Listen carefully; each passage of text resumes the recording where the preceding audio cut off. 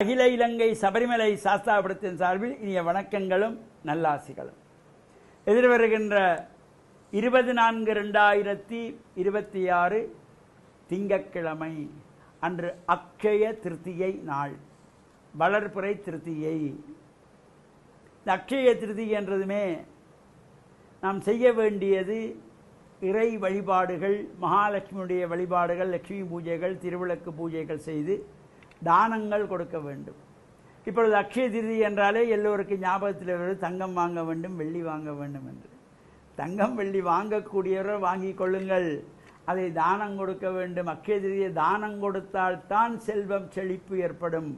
இந்த அக்ஷயம் என்ற சொல்லே வளர்ந்து கொண்டிருக்கக்கூடியது. அதனால நமக்கு இந்த தமிழ் வருடங்கள் 60 வருடங்களிலே பிரபவ விபவ சுக்ல பிரமோதூத பிரஜோத்பத்தி ஆங்கீரச என்று இந்த வரிசையாக வந்து 60வது வருஷமாக அக்ஷய என்று நிறைவு வரும்.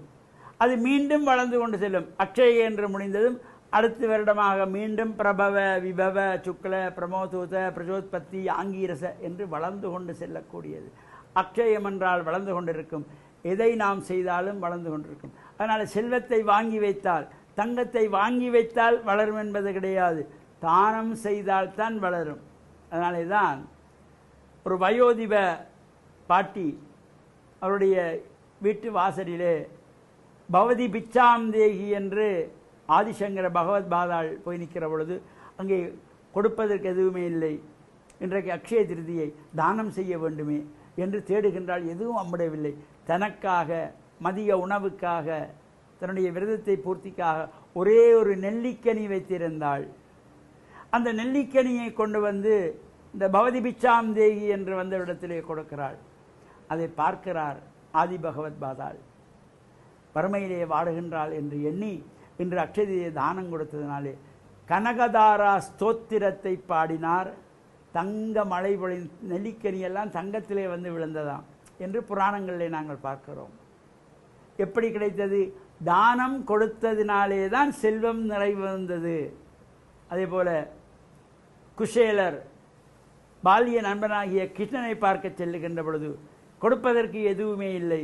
ஆனால் வீட்டில் இருந்த ஒருபடி அவலை எடுத்து அதை தேங்காய்ப்பி போட்டு சர்க்கரை போட்டு பிசைந்தெடுத்து தன்னுடைய கட்டியிருந்த சால்வை துணியிலே முடிச்சாக கட்டி கொண்டு செல்லுகிறார்.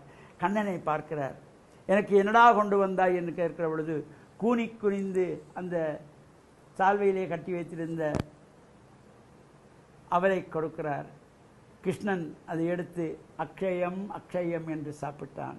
அவனுடைய நிலைமை மாறியது. செல்வ செழிப்போடு வாழ்ந்தான் என்பதை எல்லாம் புராணங்களிலே பார்க்கிறோம். இது எவ்வாறு நடந்தது? தானம் கொடுத்தால்தான் செல்வ செழிப்பு ஏற்படும். எனவே இந்த அக்ஷய திருதியை தானம் கொடுக்க வேண்டும். தங்கம் வெள்ளி வாங்கி வைத்தால் வளராது. அதை தங்கத்தை வெள்ளியை வாங்கி நாங்கள் தானம் கொடுக்க முடியாது. தானம் கொடுக்கக்கூடியவற்றை நமக்கு எது முடிகிறதோ, வெள்ளை பச்சை அரிசி வாங்கி தானம் வாங்கி கொடுக்கலாம், வெள்ளை உப்பை வாங்கி தானம் கொடுக்கலாம், மல்லிகைப்பூ வாங்கி சுமங்கலிகளுக்கு தானமாக கொடுக்கலாம், பருப்பை கொடுக்கலாம், நவதானியங்களை கொடுக்கலாம், தேங்காய் எடுத்து கொடுக்கலாம். எது எல்லாம் நமக்கு முடிகிறதோ அவற்றையெல்லாம் தானமாக கொடுக்கின்ற நாள் தான் இந்த அக்ஷய திருதியை. தானம் கொடுத்தால்தான் சிறப்பே தவிர வாங்கி வீட்டிலே பூட்டி வைத்தால் வளராது.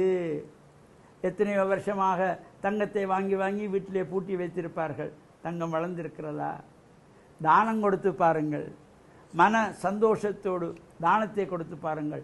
அவர்கள் மனம் குளிர்ந்து அவர்களுடைய ஆசையும் இறையாசியும் நமக்கு கிடைக்கும். எனவே அக்ஷய திருதி என்பது தானம் கொடுப்பதற்கு சிறந்த நாள்.